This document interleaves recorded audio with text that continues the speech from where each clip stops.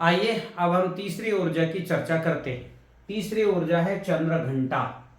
आधुनिक विज्ञान इसको इलेक्ट्रोमैग्नेटिक वेव्स कहता है, रेडियो तरंगे। ये तरंगे कैसी होती हैं? ऐसी होती है, ऐसी।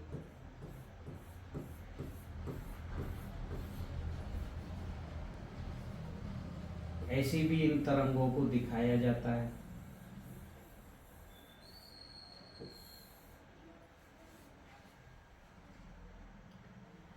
तो ऐसी तरंगे जो अर्धचंद्राकार हो, चंद्र मतलब बढ़ते हुए चंद्रमा की तरह हो, और जिनको टकराने से नाद उत्पन्न होता है, घंटी बजती है, उसका सही नाम मित्रों चंद्र घंटा होना चाहिए कि इलेक्ट्रोमैग्नेटिक वेव्स होना चाहिए या रेडियो तरंगे होना चाहिए।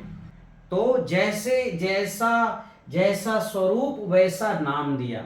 और हमारे पूर्वज जानते थे कि इसके दो भाग हैं, इसके एक भाग में स्वर है और दूसरे भाग में प्रकाश है।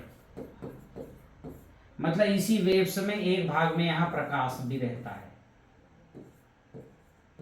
यहां प्रकाश रहता है।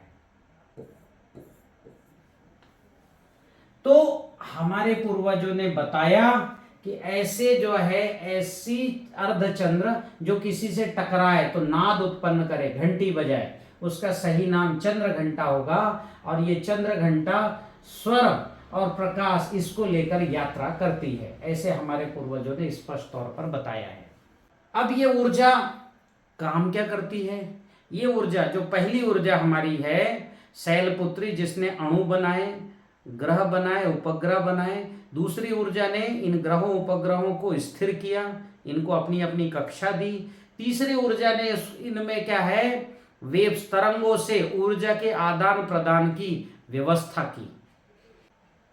जैसे आज अमेरिका से हमारे पास अगर फोन आता है तो उतनी ही देर में आएगा जितनी देर में आप हमें फोन लगाते, क्योंकि इसकी स्पीड है 3 लाख किलोमीटर पर सेकेंड की।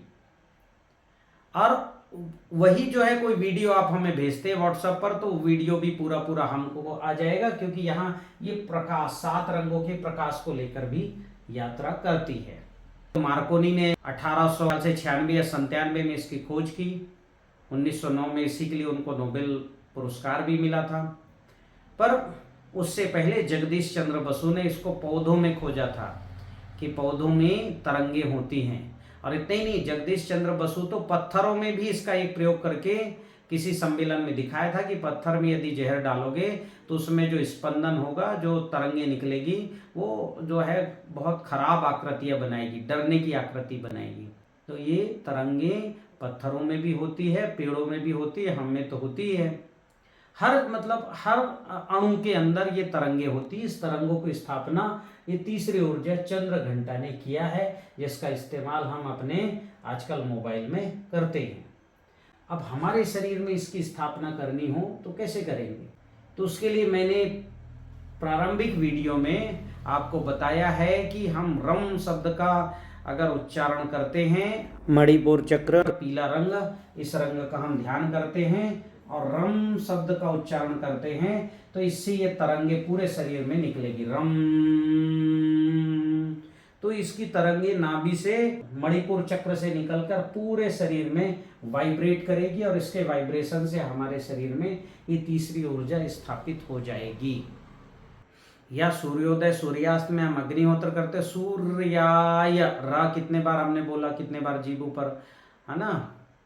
सूर्याय स्वाहा, सूर्याय इदम नमः, रा की उच्चारण देखिए कितने बार हुआ। तो प्रजापतये स्वाहा, प्रजापतये, प्र रा का उच्चारण हुआ, इदम नमः। तो ये रा का उच्चारण होने से सुबह शाम अग्निहोत्र अगर आप करेंगे तो स्वतः में रा का उच्चारण हो जाएगा। ये हम जो है बोलेंगे तो इस रा का उच्चारण होगा। ये तीसरी ऊर्जा हमारे शरीर में, हमारे घर में इसका प्रवाह होगा। हम जो घंटी बजाते हैं ये भी चंद्र घंटा की ऊर्जा कानों के द्वारा हमारे शरीर में पहुंचती है। तांबे और पीतल की जो घंटी होती है उनसे ये आवाज निकलती है। तो इस तरह से हम इन तरंगों को प्राप्त करते हैं और इन तरंगों से हमारे शरीर में प्रकाश और स्वर, तो इसके जाने से वायु और अग्नि का जन्म होता है। तो हमारे शरीर में पहले दो ऊर्जाओं से क्या आ गया, पहली शैलपुत्री ऊर्जा से भूमि आई और दूसरी ऊर्जा से ब्रह्मचारिणी ऊर्जा से गगन तत्व आकाश तत्व आया और इस ऊर्जा से वायु और अग्नि तत्व, ऐसे 4 तत्व हमको प्राप्त हो गए। अब जो है अगली ऊर्जा से हमें नीर तत्व की हमें प्राप्ति होगी और जीवन तत्व हमारा शरीर में हमारे टिश्यूज कोशिकाओं का जन्म होने लगेगा। तो अगले सत्र में हम अगली ऊर्जा के बारे में चर्चा करेंगे। आप मेरे YouTube चैनल को सब्सक्राइब कर लें और शेयर भी करें।